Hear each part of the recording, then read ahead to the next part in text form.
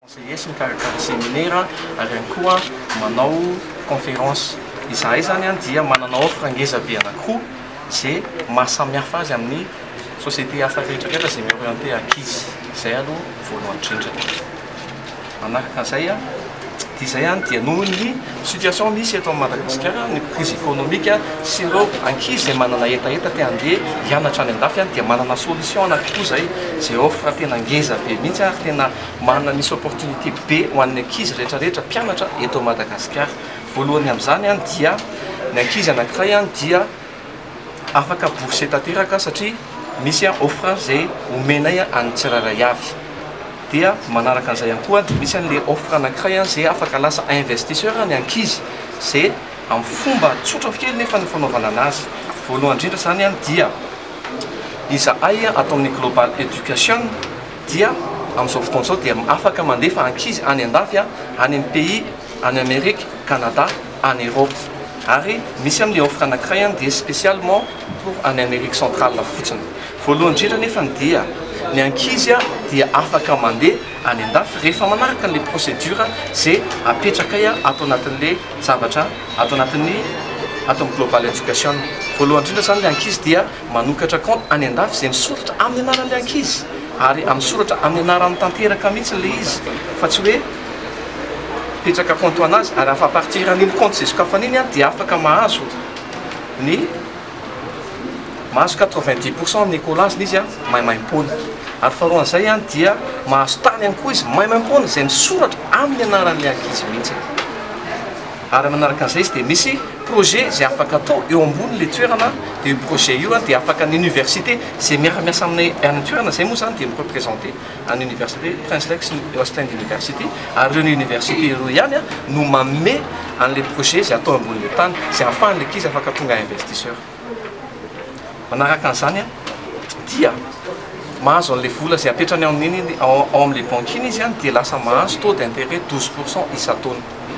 Donc zany ilay ankizy concours rehefa tonga any dia afaka miasa satria misy agence de placement any izay miara-miasa amin'ny université anay mametraka ny ankizy any amin'ilay toerana esany sady afaka mianatra zany ilay ankizy no lasa investisseur no sady mampidi-bola ihany koa. Donc zany tsisy vola alefan'ny ray aman-dreny intsony, tsisy fahasahiranana eritreretin'ny ray aman-dreny intsony zany amin'ny fotoana tonga any ankizy fa afaka milamina tsara. Manaraka an'izay koa nefany dia mahita anakilay nyteneniko toy dia mahazo tany maimaim-pony ilay ankizy, misy investissement izay ataony ambony io. Io tany io dia ilay ankizy ihany afaka manao an'ny izay tiany rehefa vita ny fianarana na hotazoniny ilay tany na ho amidiny satria nefa io dia teneniko fa misoratra amin'ny anaran'ilay ankizy tanteraka ilay tany. Fa ilay tisy fotsiny no mikarakara ny mutation an'ilay tany rehefa tiany soratana an'izy izy. Ny avantage ny ankizy ihany koa rehefa manao an'ity investisseur ity dia possible ho résident ilay ankizy rehefa avy eo satria efa manana an'ilay tany misoratra amin'ny anarany tanteraka. Manaraka an'izay ihany dia manao amin'ilay offre faharoa indray dia bourse tanteraka ny ankizy fa saingy fotsiny toerana anankiefatra ihany no afaka andehanany dia any Amérique centrale, any Honduras na any Chili, Bolivie, any amin'ny tanàna maromaro. Dia amin'io indray izy dia ny ankizy dia tonga dia mahazo trano hipetrahany amin'ny campus amin'ny université ary tsy mandoa izy ao azy na ariary azy fa misy fotsiny procédure izay alainy aty amin'ny global education dia aty izay mampalala anazy hoe izao ny zavatra tokony ataony. Ary marihako fa amin'ireo franankiroa ireo dia tsy misy frais de dossier amin'ny fotoana mametraka dossier ny ankizy dia tsy mandoa vola na ariary azy fa après 2 ou 3 jours rehefa mivalide zareo any an-toerana ilay ankizy hoe ok ny dossier an'ilay ankizy tsy misy ampiana ntsony dia à partir an'iny amin'izay izahay vao mametraka hoe reto amin'izay ny zavatra tokony ataonao ary dia lasa amin'izay ilay ankizy manao ilay dossier rehetrarehetra dia manaraka an'ilay procédure izay apetrakay atao amin'ny global education dia afaka mandeha makany andafy ilay ankizy. Fa marihako nefany dia ny ankizy rehetra dia misy zavatra tokony ho payeny ohatra ny hoe logement izay petrahany any raha amin'ilay investisseur izy dia misy trano manofa trano izy fa ny trano hofainy dia ao amin'ny campus ny université ihany.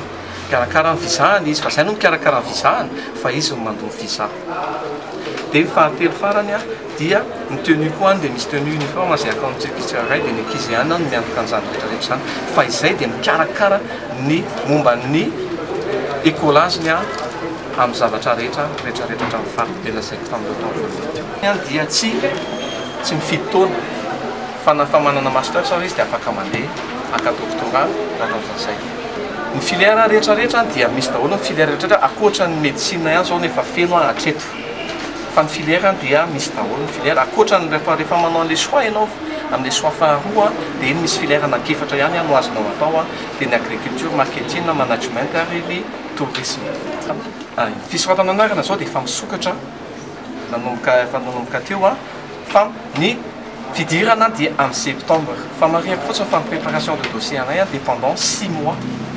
Donc zany raha hiditra amin'ny septembre zany ilay izy efa amin'ity volana fin du mars aty zany dia efa tapitra ny inscription. Mariako koa nefa fa misy quotage enjehana satria ity zany dia tsy natao hoe ho an'ny eto Madagasikara fa tsika aloha manana avantage voalohany eto Madagasikara fa izahay koa nefa dia efa mireprésente ana pays maromaro izay ohatran'ny hoe exemple zao ohatran'ny hoe any Afrika Atsimo, pays anankiroa any Afrika eo tsy maintsy mandalo aty Madagasikara amin'ny alalan'ny global education izay vao afaka mandeha makany amin'ny université Prince Rexy, université any Western City.